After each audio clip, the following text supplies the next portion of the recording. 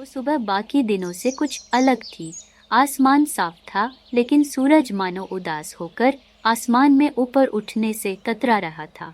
गांव के अंतिम छोर पर, जहां मिट्टी की महक हवा में घुली रहती थी और पेड़ झूमते थे, एक पुरानी खस्ताहाल झोपड़ी में दो इंसान जीवन के नाम पर संघर्ष कर रहे थे, माधो और उसका बेटा धर्मा। माधो कभी पंडित हुआ करता था। वैदिक मंत्रों की गूंज और यज्ञ की अग्नि के बीच उसका जीवन बीता था, लेकिन अब हाथ कांपते थे, आंखों से धुंधला दिखता था और आवाज भी थकी थकी सी लगती थी। बेटा धर्मा लगभग 30 वर्ष का, मेहनती था, लेकिन जीवन से थका हुआ। उसकी बीवी गौरी गर्भवती थी और किसी भी दिन बच्चा जन्ने वाली थी। गौरी सीधी सादी, शांत और धर्मपरायण स्त्री थी। सुबह तुलसी में जल चढ़ाना, मंदिर में दीप जलाना और शाम को रामचरितमानस का पाठ करना उसकी दिनचर्या थी।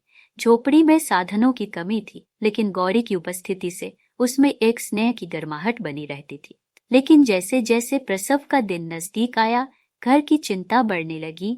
गौरी की हालत कमजोर थी और खान पान का अभाव साफ दिखता था। न दवा थी, न दूध, न पौष्टिक आहार। धर्मा खेतों में मजदूरी करता, लेकिन काम का कोई भरोसा नहीं था। फिर एक रात, जब हवा में अजीब सी नमी और सन्नाटा था, गौरी को प्रसव पीड़ा शुरू हो गई। माधो गांव की दाई को बुलाने दौड़ा। वो बूढ़ी दाई झोपड़ी में आई, अपने झोले में कुछ पुराने औजार, रुई और हल्दी के साथ। रात के सन्नाटे को गौरी की चीखें चीर रही थी। बाहर धर्मा माथे पर हाथ रखे बैठा था और अंदर माधो मंत्र पढ़ रहा था। ओम त्र्यंबकन यजामहे। अर्धरात्रि बीती और नवजात की चीख गूंजी। धर्मा भीतर दौड़ा। दाई ने बच्चे को लपेटा और कहा, बेटा हुआ है। पर सुनकर धर्मा का दिल कांप गया। गौरी की सांसें थम चुकी थी। चेहरा शांत था, लेकिन शरीर निढाल। उसके होठों पर अधूरी सी मुस्कान थी, मानो वो बेटे को जन्म देकर अपने धर्म का अंतिम दायित्व निभा चुकी हो। धर्मा की आंखों से आंसुओं की धार बह निकली। माधो एक कोने में बैठा था, आंखें मूंदे हुए, जैसे कोई पुराना ऋषि अपने ही मौन में डूब गया हो। सुबह हुई। गांव की कुछ स्त्रियां आईं। गौरी के शव को स्नान कराया, गंगाजल छिड़का। सब कुछ धर्म के अनुसार हो रहा था, लेकिन एक चीज की कमी थी। कफन कफन कफन कहाँ है?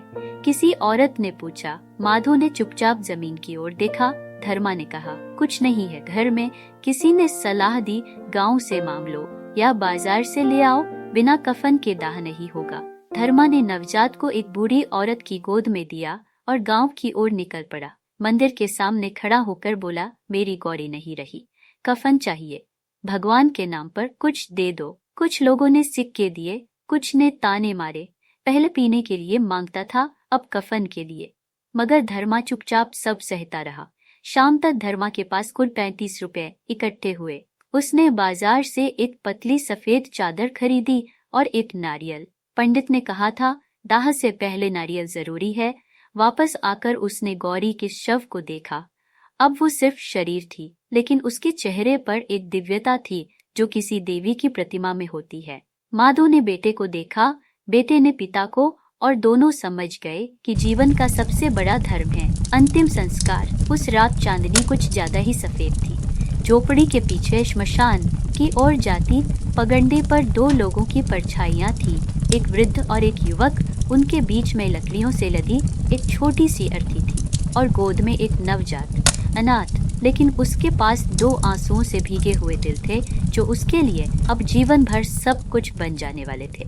आग की लपटें जब आकाश की ओर उठी, माधो ने सिर झुकाकर मंत्र पढ़ा, अग्निर्देवता गच्छतु, और धर्मा ने अपनी आंखें मूंद ली। माँ का शरीर अग्नि में विलीन हो गया, पर उसका स्नेह, उसका धर्म, उसकी ममता उस नवजात के रूप में जीवित रह गया। अगले दिन जब सब कुछ राख बन गया था, उस राख से कुछ बीज उगाए, धर्म, करुणा और एक नई शुरुआत के। अगले दिन की सुबह बहुत भारी थी। राख में अब भी धुआं उठ रहा था और उसके बीच माधो और धर्मा उस झोपड़ी में बैठे थे, जहां अब एक खालीपन था। गौरी के बिना सब कुछ अधूरा लग रहा था। बच्चे की हल्की सी रुलाई पूरे वातावरण में गूंज रही थी, जैसे वह इस संसार के अन्याय पर प्रश्न कर रहा हो। माधो बच्चे को गोद में उठाए बैठा था। उसकी आंखें गीली थी, पर चेहरे पर कोई शिकन नहीं थी। उसके होंठ धीमे धीमे कोई मंत्र बुदबुदा रहे थे। शायद ये उसकी अपने तरीके से उसे आशीर्वाद देने की कोशिश थी। धर्मा सामने चुपचाप बैठा था। उसकी आंखें लाल थीं, पर रो नहीं रहा था। दुख अब उसकी आत्मा में बस चुका था। कुछ पड़ोसी आए, थोड़ी बहुत सांत्वना दी और चले गए। कुछ ने कहा, अब तो ये बच्चा ही तुम्हारा सहारा है। धर्मा ने सिर हिलाया, पर कुछ नहीं कहा। उसे समझ नहीं आ रहा था कि कैसे एक साथ पिता, माँ और कमाने वाला सब कुछ बन जाएगा।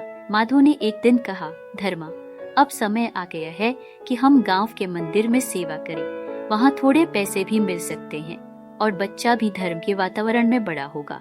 यह भी एक तरह से गौरी के लिए तपस्या होगी। धर्मा ने सहमति में सिर हिलाया। अगले ही दिन वे दोनों मंदिर की सेवा में लग गए। माधो पूजा कराता और धर्मा फूल चढ़ाता, दीप जलाता। लोग जब पूछते इतना छोटा बच्चा लेकर मंदिर क्यों, तो धर्मा बस इतना कहता, यह बच्चा देवी का प्रसाद है, इसे मंदिर में ही बड़ा होना है। समय बीतता गया। बच्चा धीरे धीरे बड़ा हो रहा था।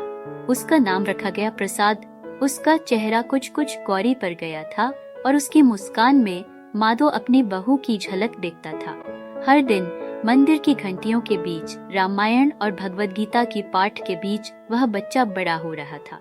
धर्म के बीच, ममता के बीच। एक दिन गांव में एक संत आए। उन्होंने मंदिर में प्रवचन दिया और जब उन्होंने छोटे प्रसाद को देखा तो उसकी आंखों में एक अद्भुत तेज पाया। उन्होंने कहा, यह बालक साधारण नहीं है, इसमें पूर्व जन्म का पुण्य है। इसे संस्कृत, वेद और धर्मशास्त्र की शिक्षा दो। माधव की आंखों से आंसू निकल आए। उसने संत को प्रणाम किया और कहा, गौरी तो नहीं रही, लेकिन उसका धर्म अब इस बच्चे में जीवित रहेगा। प्रसाद की शिक्षा शुरू हुई। वह दिन भर पढ़ता, मंत्र सीखता, पुराणों की कथाएं सुनता और गांव के बच्चों को भी सुनाता। लोग अब उसे छोटा पंडित कहने लगे थे। उसकी वाणी में ऐसा असर था कि लोग मंत्र मुग्ध हो जाते थे। एक दिन गांव में महामारी फैल गई। कई घरों में लोग बीमार पड़ने लगे। मंदिर में हवन और यज्ञ का आयोजन हुआ। माधो ने धर्मा से कहा, अब तेरा समय है बेटा, तू हवन करवा और लोगों को आशा दे। धर्मा ने यज्ञ शुरू किया। प्रसाद उसके पास बैठा था, मंत्र पढ़ रहा था। ओम भूर्भुवस्वः। अग्नि की लपटों में मानो गौरी की आत्मा मुस्कुरा रही थी। वह जानती थी कि उसका बेटा अब धर्म के मार्ग पर चल चुका है। गांव धीरे धीरे ठीक हो गया। लोग कहने लगे, इस झोपड़ी से जो प्रकाश फैला है उसने गांव को बचा लिया। वर्षों बाद जब माधव वृद्धावस्था में चल बसा, धर्मा ने उसका अंतिम संस्कार उसी पगडंडी से किया जिस पगडंडी से वह पहली बार गौरी को श्मशान ले गया था। पर इस बार अकेला नहीं था, साथ था उसका बेटा प्रसाद, जो अब खुद एक पंडित बन चुका था। वो झोपड़ी अब भी थी, लेकिन अब वह खस्ता हाल नहीं थी। उसमें भजन की आवाजें थीं, दीपक की लौ थी और एक नई पीढ़ी का संकल्प था, धर्म, प्रेम और ममता को जीवित रखने का। और जहाँ कभी एक औरत के लिए कफन जुटाने तक की दुविधा थी, अब वहाँ से ऐसे संस्कार निकलते थे जो पूरे गांव के जीवन में उजाला भर देते थे। यह कहानी की नहीं थी, यह कहानी थी उस स्त्री की जो ममता का प्रतीक बनी, उस पुरुष की जो धर्म से डिगा नहीं और उस बच्चे की जो एक नई रोशनी बन गया, समाज और संस्कृति दोनों के लिए थी। पर वह शांति ऐसी थी जो भीतर तक चुभती थी। समय का पहिया आगे बढ़ता रहा, लेकिन माधो और धर्मा की आंखों में कभी कभी वो धुआं आज भी उठता दिखता, जिसमें गौरी जलकर राख हो गई थी। पर अब वह धुआं एक प्रतीक बन चुका था, त्याग का, पीड़ा का और मोक्ष की ओर यात्रा का। प्रसाद अब 10 वर्ष का हो चुका था। उसका स्वर पहले से और गंभीर होता जा रहा था। मंदिर में जब वह रामायण पाठ करता तो बुजुर्ग तक मंत्रमुग्ध हो जाते। उसकी आंखों में अद्भुत चमक थी और वाणी में ऐसा असर कि लगता जैसे वह कोई अवतार हो। धर्मा और माधो ने उसे सिर्फ पुत्र नहीं बल्कि एक जिम्मेदारी की तरह पाला था, संस्कृति और सनातन धर्म की जीवित लौ के रूप में। एक दिन गांव के स्कूल में एक कार्यक्रम आयोजित किया गया। गांव के लोग, सरपंच और पास के कस्बे के अफसर भी आए थे। जब प्रसाद को मंच पर बुलाया गया तो सबको आश्चर्य हुआ कि इतना छोटा बच्चा शुद्ध संस्कृत में भाषण दे सकता है। उसने न केवल धर्म की बात की बल्कि समाज के कर्तव्यों और नारी के सम्मान पर भी विचार रखे। एक स्त्री केवल जीवनदायिनी नहीं होती। उसने कहा, वह सृजन की देवी होती है। जो समाज उसे कफन में लपेटकर भूल जाता है, वह समाज आत्मा से रिक्त हो जाता है। संपूर्ण सभा स्तब्ध थी। तालियों की गूंज उस सन्नाटे को तोड़ती रही जो उस विषय की गंभीरता से फैला था। सरपंच ने मंच पर आकर कहा, यह बालक गांव की शान है। इसे आगे की पढ़ाई के लिए काशी भेजा जाएगा। हम सब मिलकर इसकी जिम्मेदारी लेंगे। माधव की आंखें फिर से भीग गईं, लेकिन इस बार वह दुख नहीं था। यह संतोष की वह बूंद थी जो तपस्या के बाद मिलती है। धर्मा ने सिर झुकाकर कहा, गौरी, तेरा बेटा आज तुझसे भी ऊंचा बन गया। प्रसाद की विदाई की रात गांव के मंदिर में अखंड कीर्तन हुआ। सबने प्रसाद को गले लगाया, आशीर्वाद दिया और उसकी छोटी सी पोटली में बड़े बड़े स्वप्न भर दिए। माधव ने उसकी पोटली में एक छोटी सी मिट्टी की गौरी प्रतिमा रखी। जहाँ भी जा, इसे अपने साथ रखना। उन्होंने कहा, यह तुझे तेरे मूल से जोड़े रखेगी। काशी में प्रसाद ने वेदों, उपनिषदों और तंत्र शास्त्रों की गहराई में उतरना शुरू किया। वहाँ के आचार्य भी उसकी एकाग्रता और ज्ञान से चकित थे। वह न केवल धार्मिक ग्रंथों में दक्ष था, बल्कि जीवन के हर पहलू को समझने की दृष्टि विकसित कर रहा था। एक दिन गुरुकुल के आचार्य ने उसे पास बुलाकर कहा, तू केवल शास्त्रों में नहीं, समाज में भी एक संदेश वाहक बन सकता है। जिस तरह भगवान ने अपने अवतारों से समाज को दिशा दी, वैसे ही तुझे भी धर्म का दीप जलाए रखना होगा। प्रसाद ने सिर झुकाया। उसकी आंखों में माँ की परछाई थी, माधव की करुणा थी और धर्मा का वह कंधा था जिसने उसे अपने जीवन से बड़ा बना दिया था। वह जानता था कि यह ज्ञान उसे केवल ब्राह्मण नहीं बनाएगा, यह उसे युगद्रष्टा बनाएगा। समय बीतता गया और प्रसाद अब एक युवा विद्वान बन चुका था। उसका नाम अब सिर्फ गांव में ही नहीं, बल्कि आसपास के जिलों में भी फैल गया था। लोग कहते थे कि वह धर्म नहीं, संवेदना सिखाता है। वह शास्त्र नहीं, जीवन का अर्थ समझाता है। वह दिन भी आया जब प्रसाद पहली बार अपने गांव लौट रहा था। उसके साथ एक बैग था, उसमें कपड़े, कुछ किताबें और वही मिट्टी की गौरी प्रतिमा थी। गांव की पगडंडी पर कदम रखते ही उसके भीतर एक सिहरन दौड़ गई। वह वही मिट्टी थी जहां उसकी माँ ने अंतिम सांस ली थी, और वही धरती थी जहां उसने अपने धर्म की पहली ज्योति देखी थी। गांव के लोग एकत्र हो गए थे, बच्चे, बुजुर्ग, महिलाएं, सभी उसे देखने को आतुर थे। माधव अब बहुत बूढ़ा हो चुका था और धर्मा की आंखें कमजोर थीं, पर जब उन्होंने प्रसाद को देखा तो समय जैसे थम गया। प्रसाद उनके चरणों में गिर पड़ा। 3 माधव ने उसके सिर पर हाथ रखकर कहा, आज मेरा जीवन सफल हो गया। वह झोपड़ी अब भी थी, पर अब उसमें नया रंग था, नए दीपक थे और एक नई शुरुआत की गूंज थी। उस रात जब गांव में फिर से रामायण पाठ हुआ तो लोगों ने जाना कि यह कहानी केवल कफन से शुरू नहीं हुई थी। यह तो पुनर्जन्म की कहानी थी, जहां ममता, धर्म और समाज की नई परिभाषा लिखी गई थी। हर दिशा से प्रसाद की वापसी को लेकर हलचल थी। उसकी शिक्षा और ज्ञान के चर्चे अब दूर दूर तक फैल चुके थे। लोग आश्चर्यचकित थे कि वह छोटा सा बच्चा जो कभी केवल मंदिर में दीपक जलाता था, आज इतना बड़ा विद्वान बन चुका था।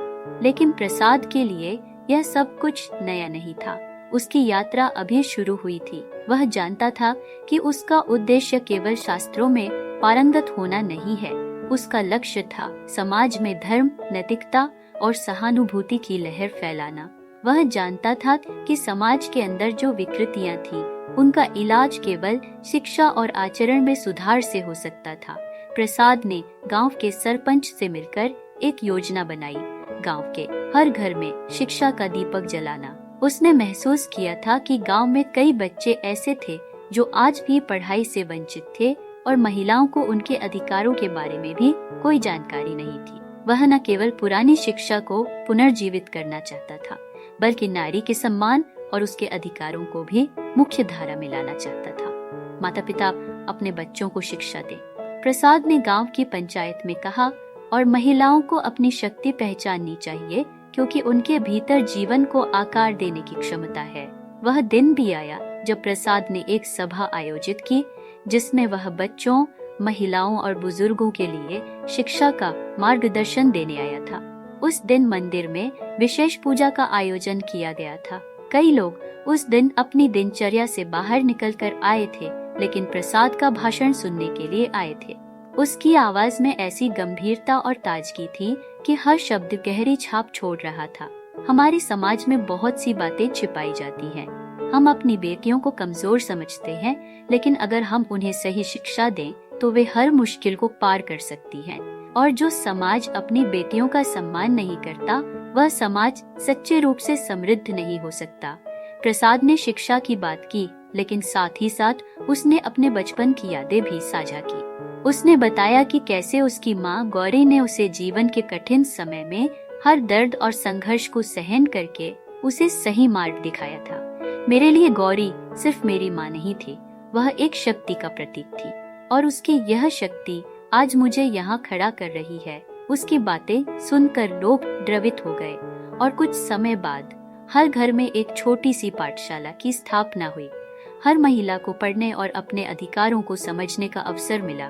बच्चों को संस्कृत, रामायण, भगवद गीता और अन्य धार्मिक ग्रंथों के साथ साथ आधुनिक शिक्षा भी दी जाने लगी।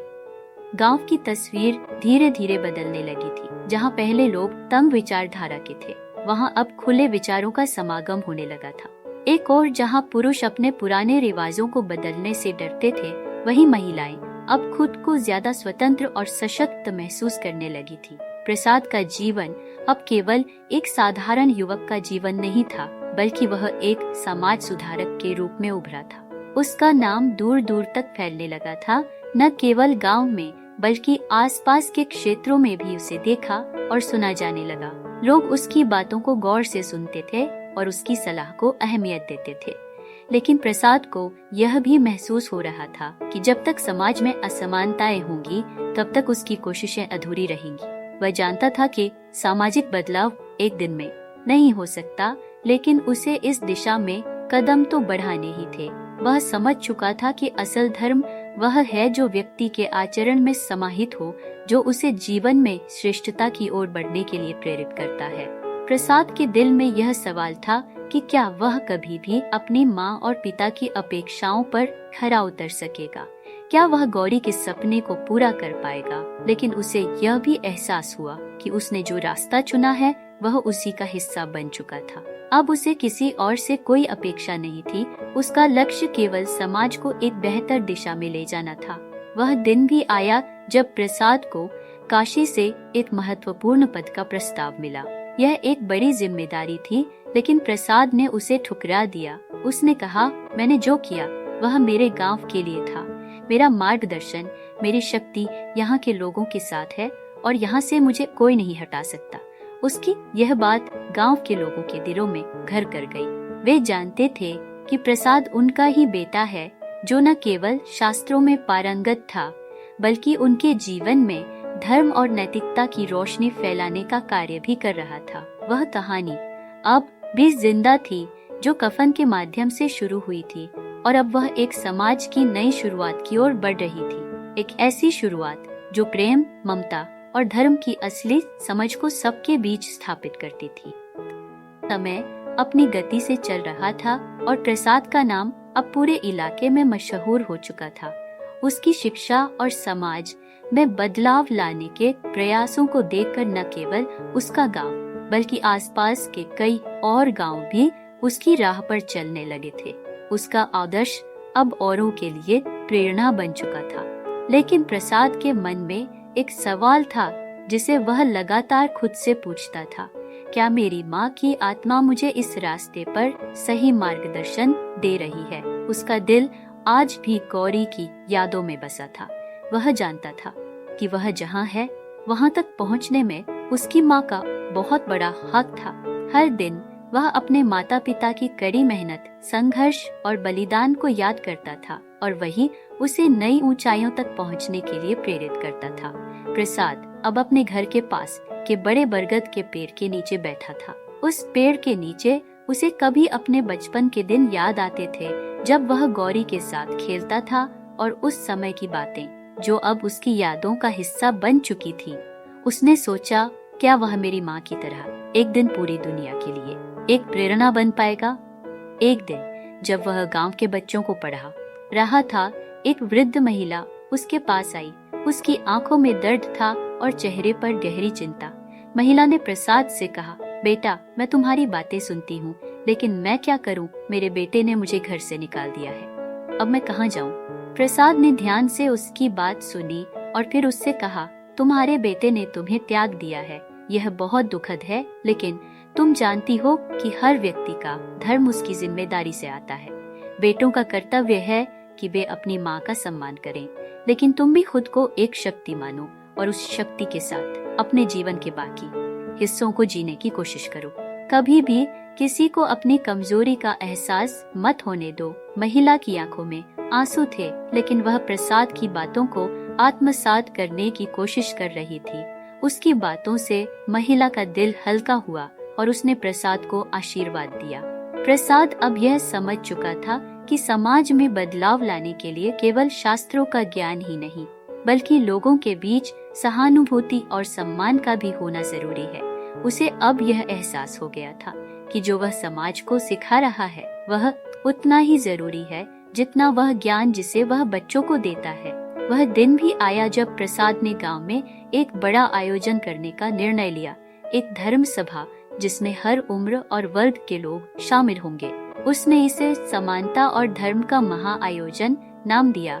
इस आयोजन का उद्देश्य था समाज में व्याप्त भेदभाव और असमानता को खत्म करना और सभी को एक समान दृष्टिकोण से देखने की समझ देना। आयोजन में बहुत से लोग आए, कई गांव वाले, धार्मिक विद्वान, संत और समाज के प्रभावशाली लोग। प्रसाद ने वहां कहा, हमारे धर्म में सभी को समान माना गया है, कोई छोटा बड़ा नहीं है। जो समाज अपने सबसे कमजोर सदस्य का सम्मान नहीं करता, वह समाज कभी धर्म की सही समझ तक नहीं पहुंच सकता। प्रसाद के शब्दों ने लोगों के दिलों में एक गहरी छाप छोड़ी।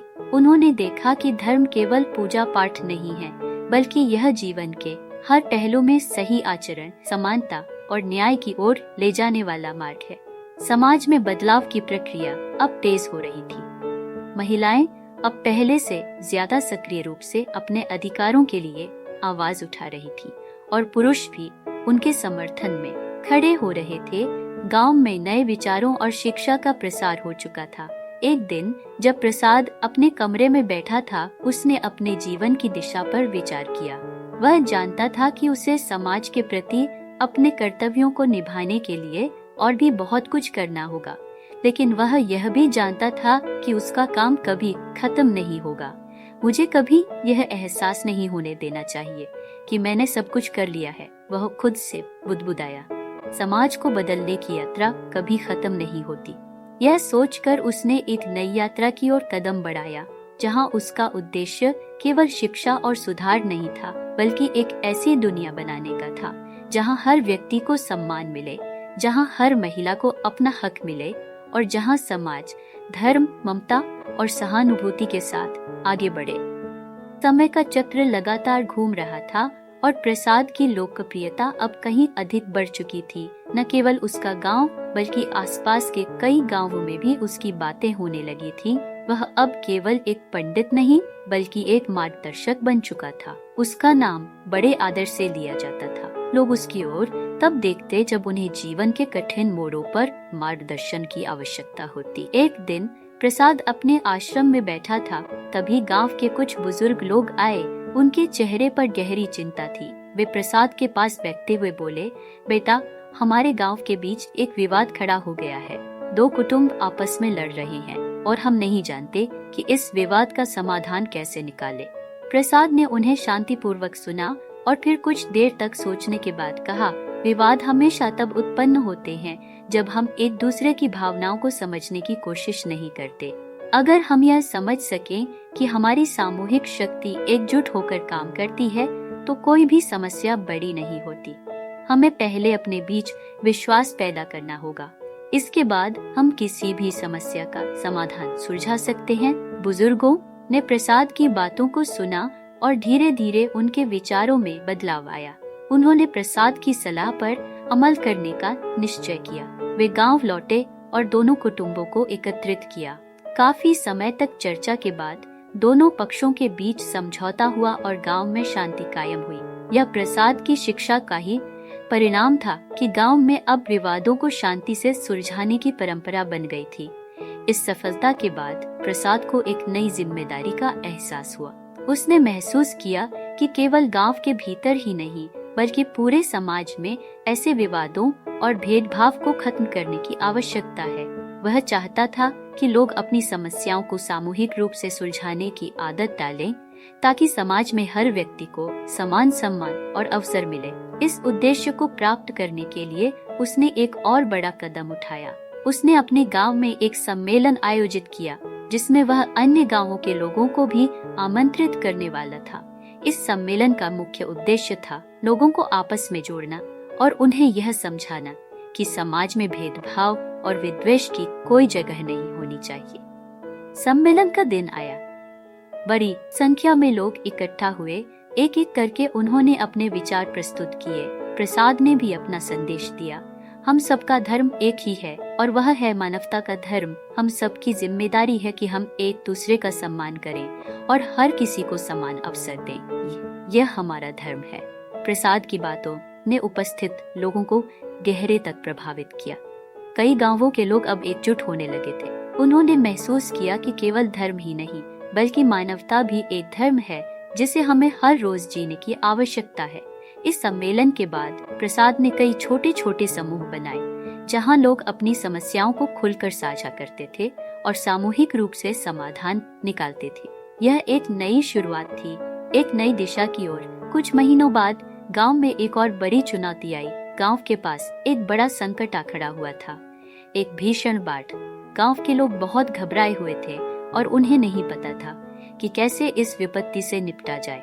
लेकिन प्रसाद ने सभी को आश्वस्त किया, हमारे पास एकजुट होने की शक्ति है। हम सब मिलकर इस संकट का सामना करेंगे और इसे पार करेंगे। प्रसाद के नेतृत्व में गांव वालों ने बाढ़ से निपटने के लिए मिलकर काम किया, घरों को सुरक्षित किया, राहत सामग्री वितरित की और दूसरों की मदद करने में कोई कसर नहीं छोड़ी। यह बाढ़ की घातक लहरों के बीच भी सामूहिक शक्ति का प्रतीक बन गया।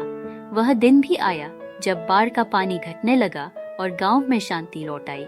लोग अब प्रसाद को सिर्फ एक पंडित नहीं बल्कि एक नेता के रूप में देखने लगे थे। वह अब केवल धर्म के मार्गदर्शक नहीं थे बल्कि वह समाज के हर पहलू में एक प्रेरणा बन चुके थे। प्रसाद अब यह समझ चुका था कि समाज को बदलने की यात्रा सिर्फ शब्दों और उपदेशों से नहीं होती।